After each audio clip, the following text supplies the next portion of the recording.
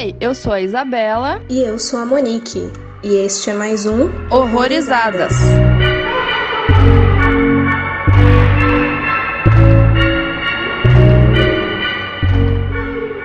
Oi, gente, sejam bem-vindos aí a mais um Horrorizadas. Hoje a gente vai falar de mais um filme aí que tava no Fantaspoa, mas a gente já ia falar dele, né? Enfim, é o Antrum, é um filme de 2018. E hoje quem tá aqui pra falar com a gente desse filme é o Christian, do Vingança dos Filmes B. Oiê! Olá, Isabela, Monique, valeu pelo convite. Adoro falar sobre filmes malditos, é na minha área. Sim, você é expert nisso. Assim, não conheço muita coisa, assim, só aquelas coisas mais populares que a galera fala, essas coisas mais, assim, mais profundas, assim, eu não sou muito, sou meio leiga, assim. Uhum. Não é um assunto, digamos, que as pessoas têm que conhecer profundamente, né? A não ser cinéfilos esquisitos como eu.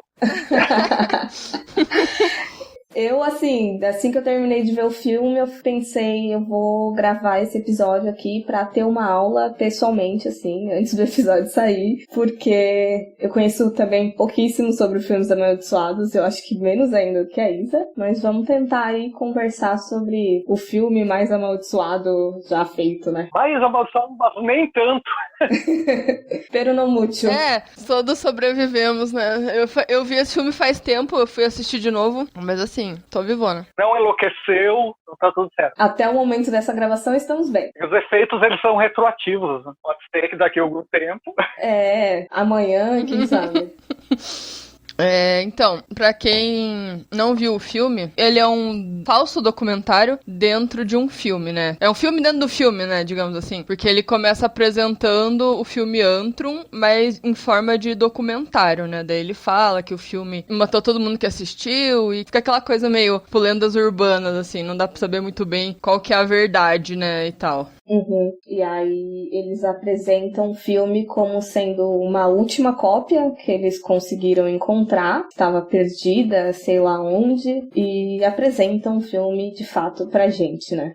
Eu acho que o Antrum, ele se encaixa, na verdade, em uma tradição, quase um gênero à parte, dentro do cinema fantástico, que é trabalhar, enfim, o filme maldito, esse filme que, devido a forças ocultas, ele pode provocar reações dos espectadores e despertar maldições. Isso, dentro do cinema, não é nenhuma novidade. Outras obras já abordaram isso de outras formas, até ao meu ver mais interessantes, mas o Antrum, ele é um mockumentary, né? Ele é um falso documentário, né? Tem que prestar atenção nisso, né? Porque vê muita gente acreditando que o filme realmente existe, né? Mas eu acho que isso aí faz parte da brincadeira do filme. Sim, mas eu fico pensando, será que hoje em dia ainda tem gente que vai acreditar nisso? Bruxa de Blair até vai, né? Que é 99, mas sei lá, nos dias de hoje, você fica pensando, será que é possível enganar alguém ainda? É possível. Eu tive essa prova definitiva semana passada, porque o Fantaspoa exibiu um outro filme chamado Zumbis no Canavial, que é um filme argentino, que ele é o mesmo processo do Antrum. São cineastas em busca de um suposto filme de zumbis perdido dos anos 60, que teria sido feito na Argentina, e que o Jorge Romero teria roubado a ideia desse filme para fazer Noite dos Mortos-Vivos. E o que eu vi de postagens de pessoas que realmente acreditaram naquilo. Em tempos de fake news, né? Exato, acho que é quando chegou num ponto em que verdade e ficção se misturam de uma maneira na internet, assim, que as pessoas acabam levando a sério algumas coisas que nitidamente são feitas para serem uma piada. E as pessoas tendem a acreditar em tudo. O ser humano é crédulo por natureza. Eu achei engraçado porque eu não acho nem que esse filme tentou se fingir de filme amaldiçoado de verdade, porque assim, eu fui abrir o Letterboxd pra marcar o filme como visto, né, e aí tá lá as duas crianças creditadas e tem os filmes atuais que elas estão fazendo. Meio que é meio difícil acreditar que o filme é um filme perdido dos anos 70, sei lá. Ah, sim, eles não ocultaram os atores dessa vez, não fizeram que nem Bruxa de Blair, vocês vão lá ficar 3 meses na PQP. Que é uma técnica que o Canibal Holocausto já tinha feito em 1979. É verdade. Contrato, os atores ficaram 1 ano desaparecidos. Tanto que o Ruggero Deodato teve que provar em tribunal que não havia assassinado. A brincadeira vai longe, né? A galera não sabe brincar. Não é? O marketing é agressivo. Mas dou até parabéns pra esse nível de comprometimento. Mas eu acho que o Antron, eu gosto muito mais da proposta do filme em si do que do produto final, porque para mim ele me mantém muito o interesse no momento que é o documental, no momento que eles estão ali, na verdade, explorando as possibilidades da descoberta do filme, onde eles entrevistam supostos especialistas, né, e supostos críticos que falam sobre o filme. Para mim, aquele é o filme. Sim, essa parte é bem interessante mesmo. Porque eles acabam discutindo a própria natureza dos filmes malditos. Aí, quando o filme realmente se apresenta, eu acho que é um problema de criar uma expectativa para algo que tu acaba não vendo na tela. Porque a todo momento eles falam de o quão horrível, o quão herético e sacrílego era o filme ao ponto de enlouquecer pessoas, que ele é meio frustrante quando tu vê o produto final. É que ele é bem simples, né? Tipo, é uma história muito simplesinha, assim, né? Tipo, parece que não condiz com essa expectativa toda, assim, que ele te dá. Exato. O problema dele é ele criar uma expectativa que ele não consegue resolver no final. Porque tu fica esperando algo muito impactante. Por isso que eu até falei uma vez que se, tipo assim, eles separassem o documentário do filme, só colocassem o filme em si, talvez teria um impacto menos frustrante. O filme funcionaria melhor separado do que se juntar o documentário com o filme, porque daí dá esse negócio aí de falsa expectativa. Exato. Eu acho ele bem mais interessante enquanto falso documentário do que quando ele realmente se apresenta como uma obra ali de ficção. Eu acho que ele acaba prometendo coisas que não acaba entregando plenamente. Apesar de que eu acho que houve ali um estudo bem interessante para tentar emular o cinema da época, o cinema independente dos anos 70, eu acho o filme bonito. Assim, eu acho que ele tem momentos bem interessantes, mas tem outros momentos que me tiram completamente do filme, porque eu sei que são enquadramentos e técnicas que não eram utilizadas naquela época. Então eu vejo coisas ali que me tiram. Eu vejo, opa, isso aqui não foi feito nos anos 70. Esse é um risco, né? Eu como leiga não vi nada disso. Eu falei assim, não, gostei de como que eles tentaram fazer uma filmagem mais antiga, com aquela filtro granulado, assim, né? É o granulado do 8mm. Então eu acho que enquanto ideia, ele acaba sendo bem mais interessante do que enquanto realização. Então eu gosto muito mais dos questionamentos que ele levanta com relação à natureza dos filmes malditos. Eu tive essa sensação também de, como a Isa falou, de talvez trabalhasse melhor se fosse separado, ou então se todo um documentário fosse pro final, porque não ia criar a expectativa que criou no início, sabe? Mas gostei de algumas coisas, como o Christian levantou aí nessa parte de estudo. Eu achei mais interessante o estudo que eles fizeram sobre a mitologia de sigilos e demônios, Goécia e tudo mais, que às vezes a gente vê, tipo, demônios inseridos em narrativas sem qualquer estudo prévio sobre isso. E eu acho que ao menos o mínimo eles fizeram ali, por mais que eu não entenda muito de magia, parece que o mínimo eles fizeram. Enfim, tem pontos positivos e negativos aí, né? Nesse ponto, ele acabou, na verdade, tem elementos que me lembram muito, talvez pelas nossas fontes serem as mesmas, né? O curta que eu realizei em 2015. Eu fiz um curta que se chama Nepá Projeté, que é sobre um filme maldito. E é uma coisa bem complicada. Quer dizer, eu fiz um estudo de magia hermética, né? Porque algumas coisas que eu queria realmente fossem bem realistas. Cara, que eu trabalhei de uma forma bem diferente do que o Anton trabalha. E sempre me preocupei com essa questão da expectativa. Eu procurei não falar nada sobre o filme que ia ser exibido. Até o momento, enfim, que há descoberta desse filme, de ter um ritual contido nele. Porque é um risco que se corre de tu fazer realmente a expectativa ir lá em cima e não conseguir entregar isso. Então, na minha narrativa, ao menos, eu preferi manter isso mais de boa, assim, deixar uma descoberta do espectador e não preparar o espectador para aquilo. Uhum. Aviso: este podcast contém spoilers. Recomendamos que você assista ao filme antes de ouvi-lo.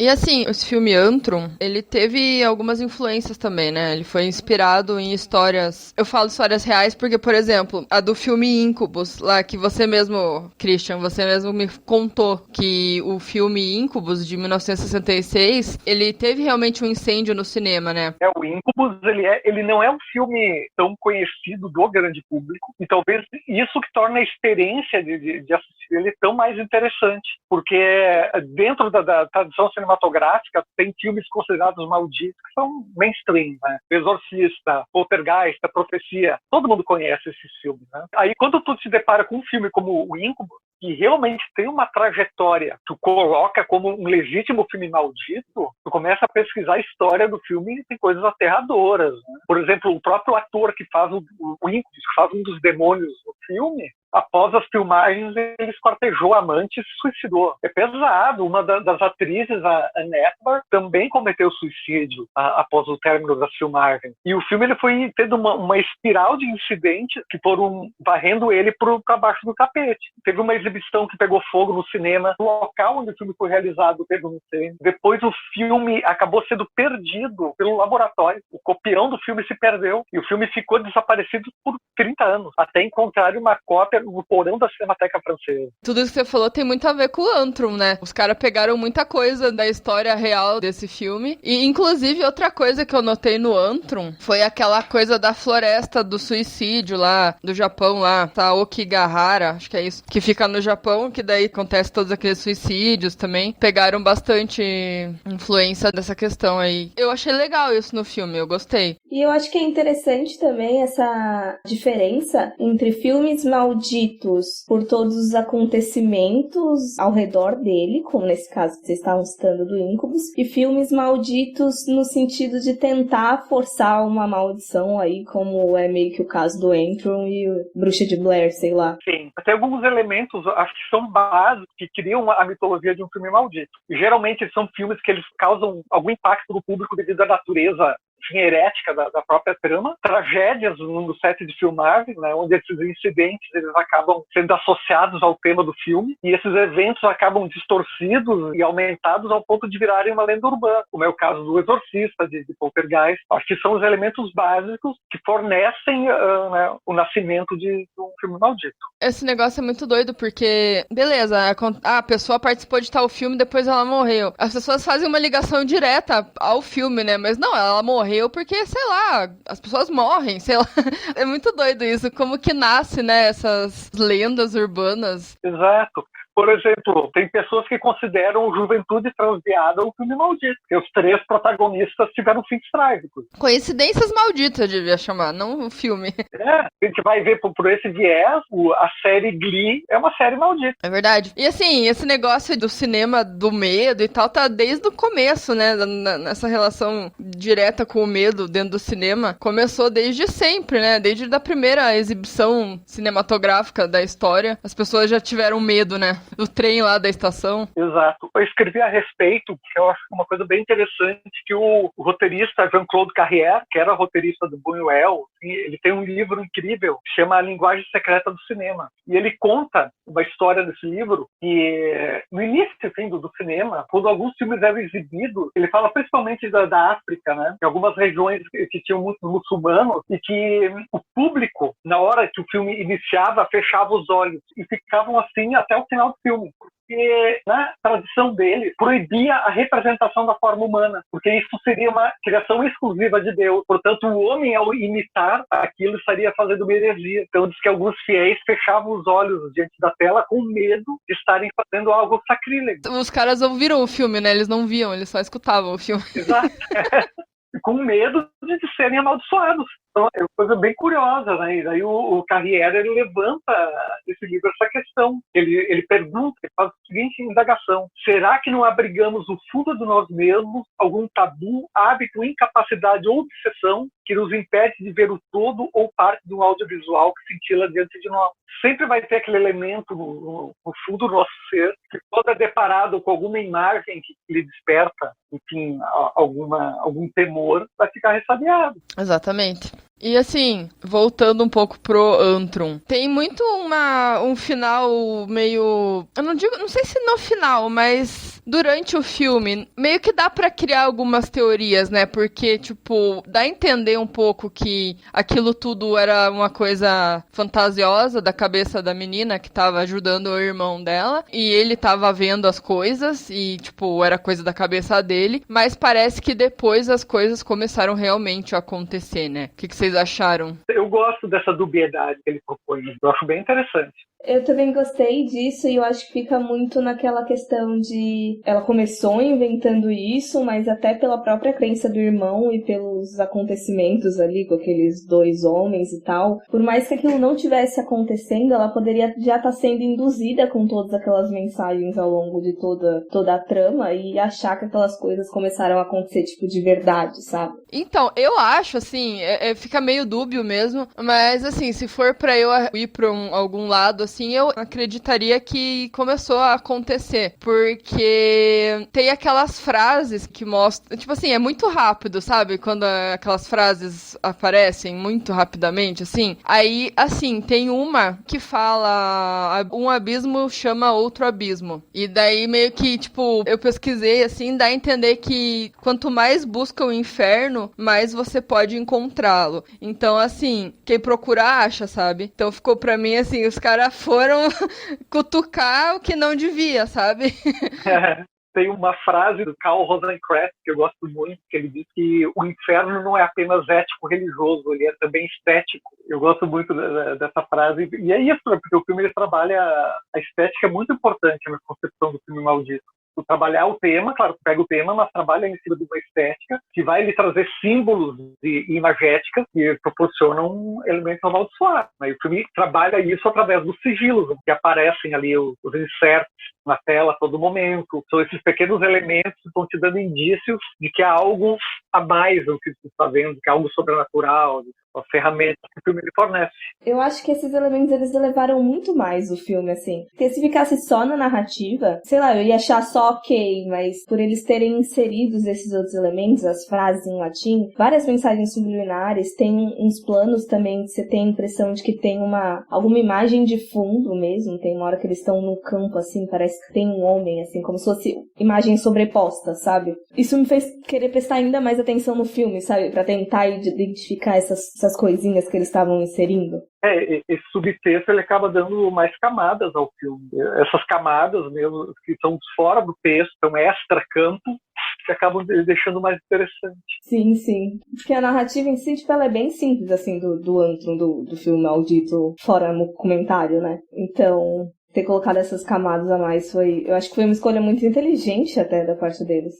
Chegaram a assistir o Cigarette Burns, do John Carpenter? Não. É um dos episódios da série Masters of Horror, dirigido pelo John Carpenter. E pra mim, o Cigarette Burns é o melhor filme sobre filmes malditos já feito. Foi uma grande influência para mim. Aliás, o próprio Antrum bebe muito em cima dele, porque a trama do Cigarette Burns é um colecionador de cinema que é contratado para encontrar um filme perdido, e essa busca dele, ele vai entrando no submundo atrás desse filme, o cara vai enlouquecendo junto com essa procura, e é a história de um filme maldito que as poucas pessoas que viram ele enlouqueceram, de toda a história que o Antrum bebeu muito nessa fonte também. Eu indico muito, eu acho um dos filmes mais interessantes feitos sobre essa temática de filmes malditos. A gente vai atrás sim, mas eu lembrei, assim, aleatoriamente, de um documentário de uma moça que ela fez um filme junto numa escolinha, assim, de cinema e tal, só que ela tinha um professor muito esquisito e parece que esse professor roubou o filme dela e ela passou anos tentando encontrar. Esse filme é incrível. Tem na Netflix, alguma coisa com S, agora eu vou esquecer completamente o nome.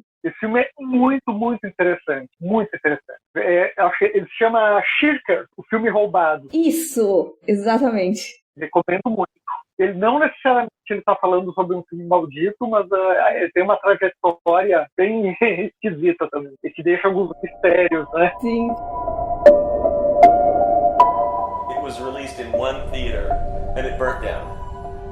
It's kind of the holy grail of underground cult films that no one has seen, except for a handful of film festival programmers who are now dead.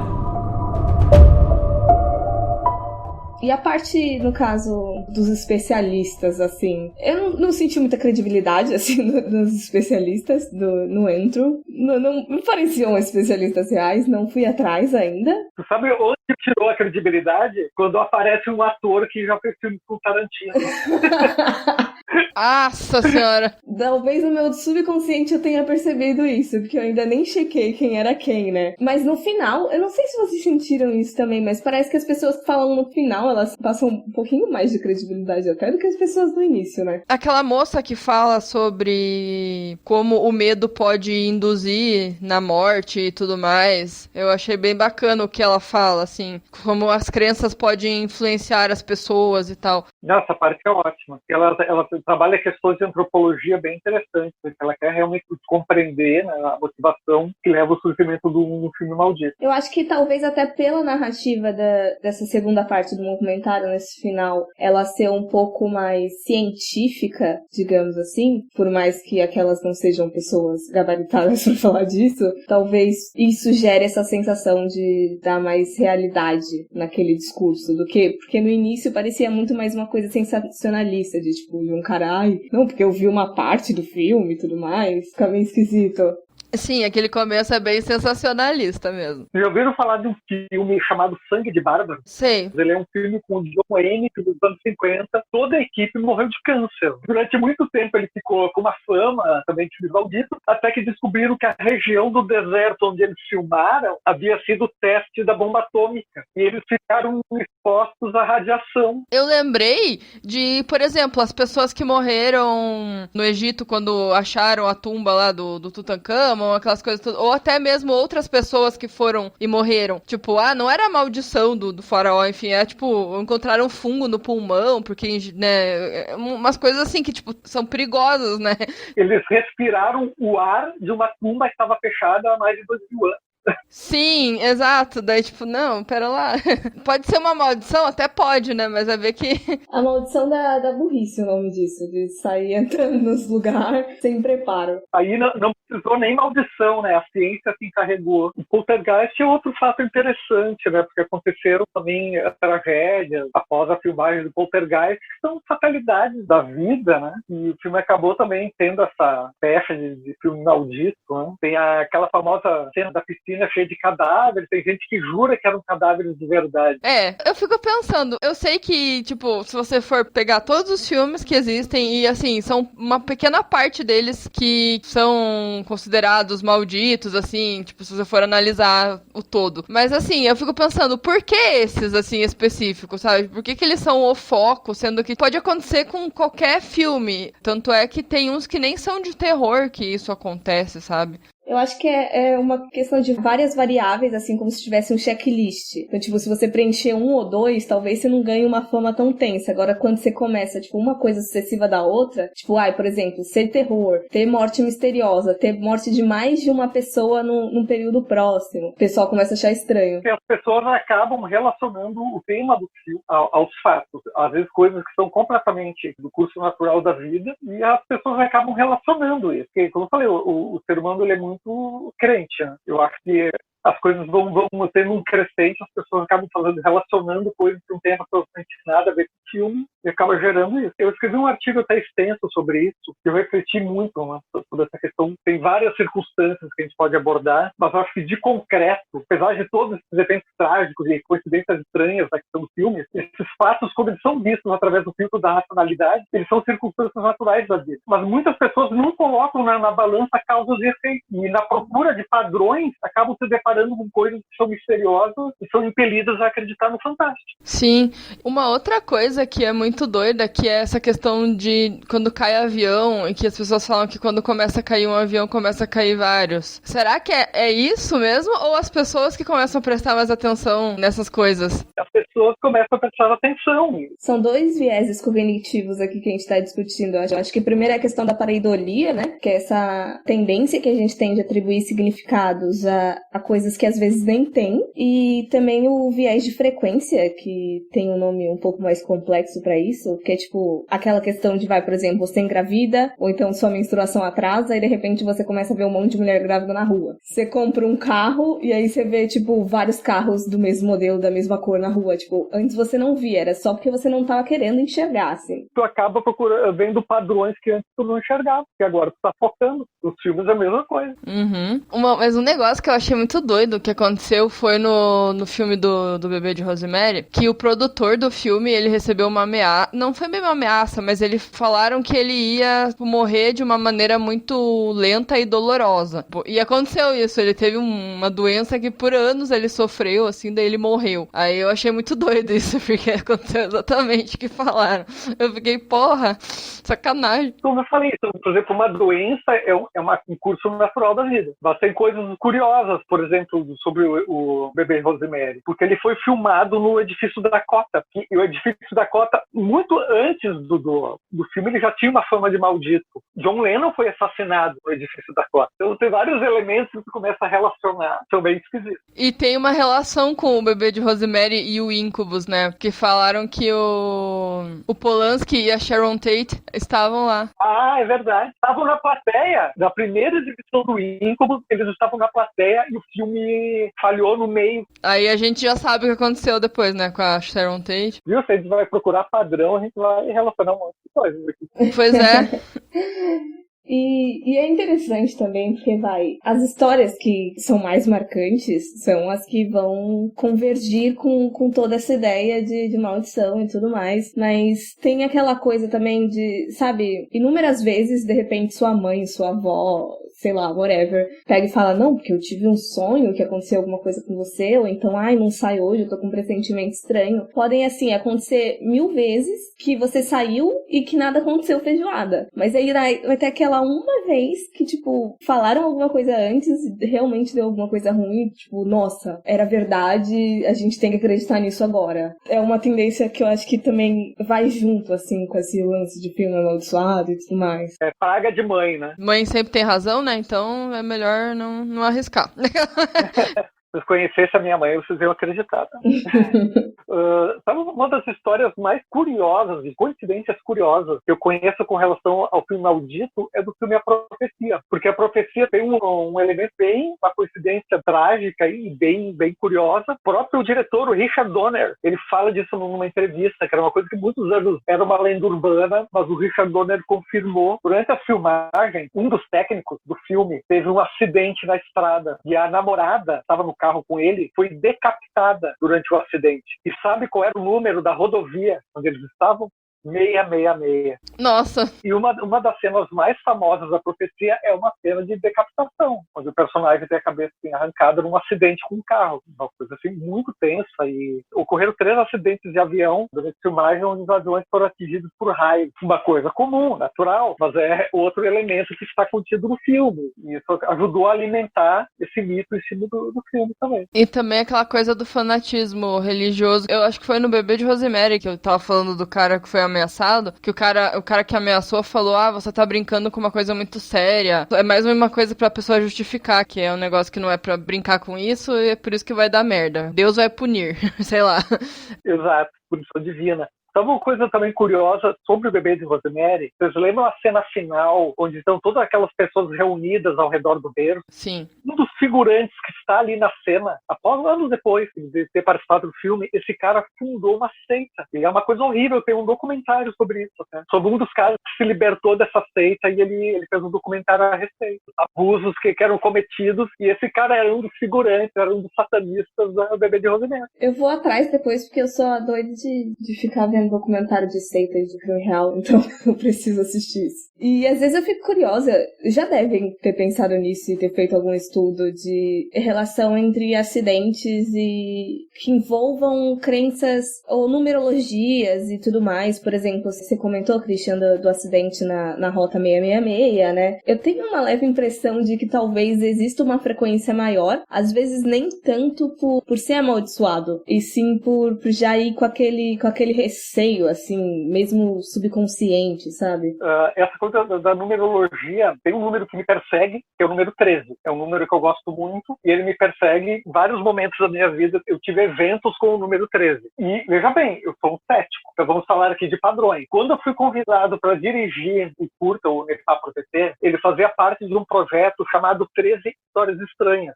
e foram sorteados os números. Cada diretor ia realizar o filme conforme o número que fosse retirado. E quando a gente estava fazendo o sorteio, eu falei pro produtor, não precisa nem sortear, o meu número é o 13. Quando ele botou a mão no saco, eu disse que número ele tirou, 13. Aí todo mundo ficou me olhando com uma cara, assim, eu falei, não.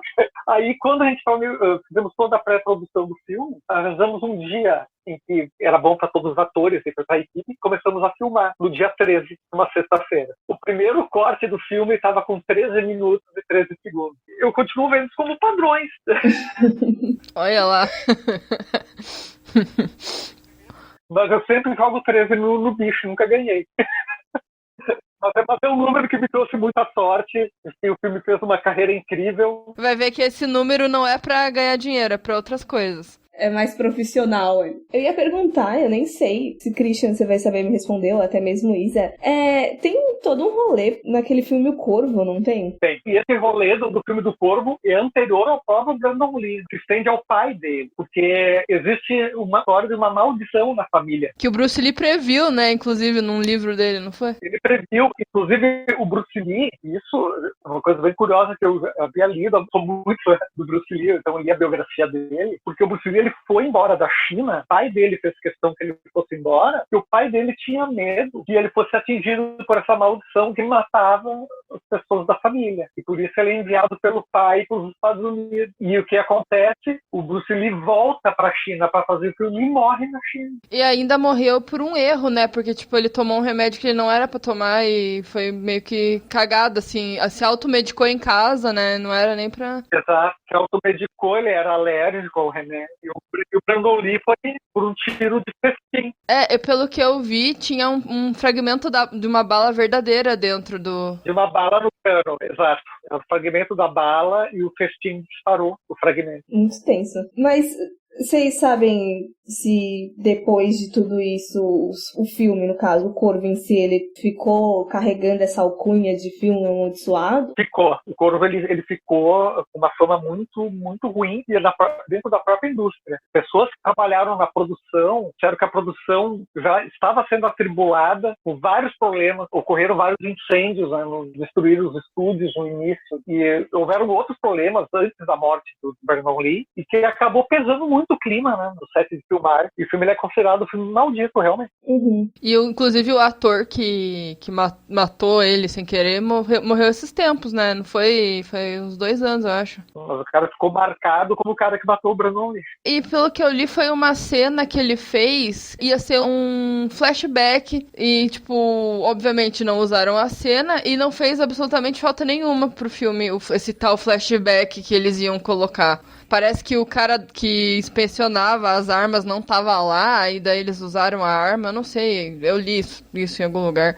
Eles usaram a arma, mas ela não tinha sido inspecionada pra ver se tava tudo certo, assim, pra usarem a arma e tal, não sei. Exato. Agora, a maior cagada técnica, a maior, eu acho, da história é a do filme Twilight Zone. Daí tem um episódio, são vários episódios, e o episódio dirigido pelo John Landis, ele matou o ator principal, que era o Vic Morrow, de uma forma horrível. Assim, ele foi decapitado pelo helicóptero. Não apenas ele e 2 crianças. Isso aí afetou tanto, e foi por um erro técnico. Os caras fizeram um cálculo totalmente errôneo, fizeram uma grande bobagem, e o helicóptero acabou caindo em cima do Vic Morrow e das 2 crianças. Né? Decapitou os 3. E o estúdio recebeu um processo tão grande que mudou toda a concepção de segurança nos filmes de Hollywood. Infelizmente, a maioria das medidas de segurança só acontecem depois que dá merda, né? É preciso uma tragédia dessa dimensão para os caras reverem as medidas de segurança, né? Infelizmente.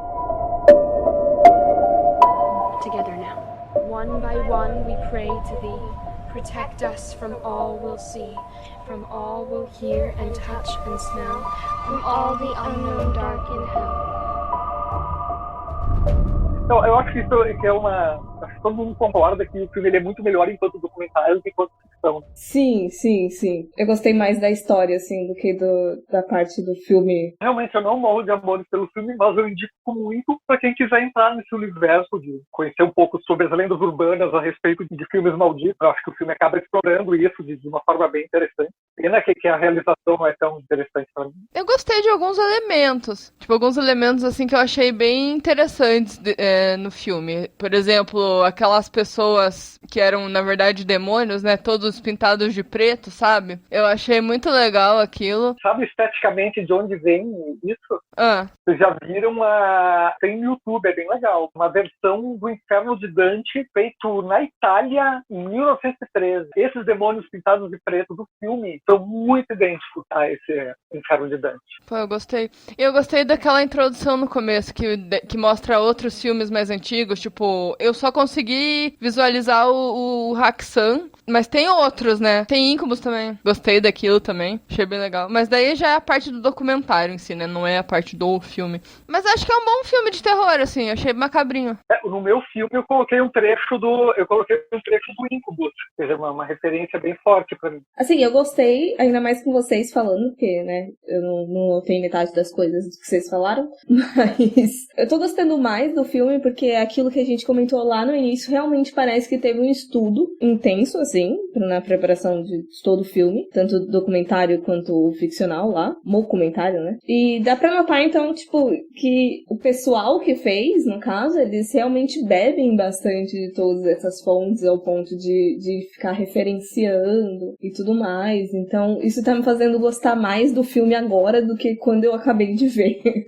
É legal porque, assim, não peguei todas essas referências, né? Eu só peguei algumas, então acho que é mais interessante até pra quem não conhece ir atrás dessas coisas que a gente falou aqui e daí assistir o filme também, né? Pra entender um pouco mais, né? Eu quero só deixar uma última dica. Barbarian Sound Studio, filme em inglês, o diretor se chama Peter Strickland, e ele parte dessa premissa do filme maldito de uma maneira bem original, porque ele é através da visão do técnico de som do filme. É um cara que é contratado para fazer o som de um filme de horror italiano nos anos 70. Vê todo o processo de construção do som do filme. Em nenhum momento tu vê o que ele está vendo, tu não vê o filme que ele está sonorizando, mas tu vê o processo dele de sonorizar o filme. E isso acaba levando o personagem à loucura. É bem interessante, chama Barbarian Sound Studio. Nossa, bem interessante. Legal também, vou anotar. Mas então, Christian, fala um pouco mais aí dos seus trabalhos, onde a gente encontra você e as coisas que você escreveu, enfim. Então, gente, eu tenho um trabalho já há muitos anos aqui no Rio Grande do Sul como crítico de cinema. Faço parte da CIS, da Associação de Críticos, né, do Rio Grande do Sul. Mas há muitos anos eu trabalho com crítica, com pesquisa de cinema. Na verdade, eu trabalho com cinema em várias áreas, né? Eu trabalho com produção também, eu atuo, eu dirijo, escrevo, e eu faço aqui no Rio Grande do Sul também, aqui em Porto Alegre, uma mostra de cinema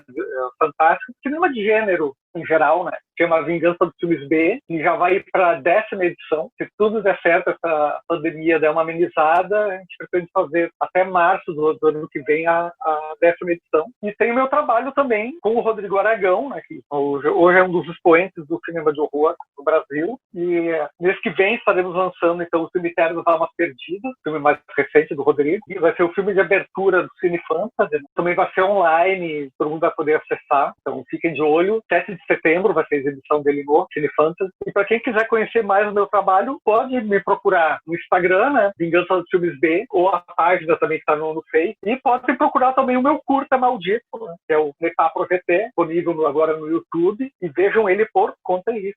Não me responsabilizo pelas consequências.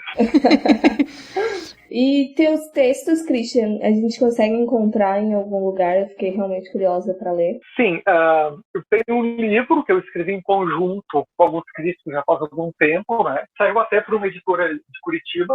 O livro se chama O Cemitério Perdido do Filmes B, Exploitation. Saiu pela editora Estronho. Então, muitos dos meus textos sobre cinema de gênero estão nesse livro. E, atualmente, eu tenho publicado mais na página do Cine Fantasy. Eu estou com uma coluna semanal lá, que se chama Terreno K, onde eu falo sobre vários tipos de filmes de gênero. Então podem encontrar meus textos ali também. Sensacional. E eu acho que é isso por hoje, né? Deu pra gente conversar bastante aí sobre filmes amaldiçoados. Esperamos que tenham gostado desse episódio aqui super especial. E não esquece de seguir a gente nas redes sociais. Em quais estamos, Isa? A gente tá no Instagram e no Facebook como Horrorizadas Podcast e no Twitter Horrorizadas PC. Aí também tem o horrorizadas.com/blog, que a gente dá bastante dica de filme, listas, bem legal lá. E não feche os olhos, são apenas filmes. Exato. Sim. Mas é isso, gente. Até o próximo episódio. Obrigada, Christian, pela sua participação. Nossa, eu agradeço pelo convite e quando quiserem falar bobagem sobre cinema, é só me convidar. Obrigada mesmo por aceitar aí o convite e vamos marcar outros aí pra conversar. Tchau, tchau, galera. Até mais. Tchau, tchau. Valeu, tchau.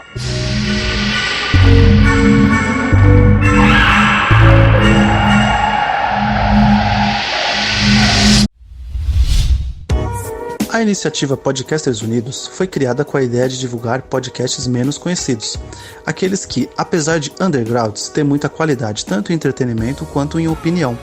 Por aqui você tem a chance de conhecer novas vozes que movimentam essa rede.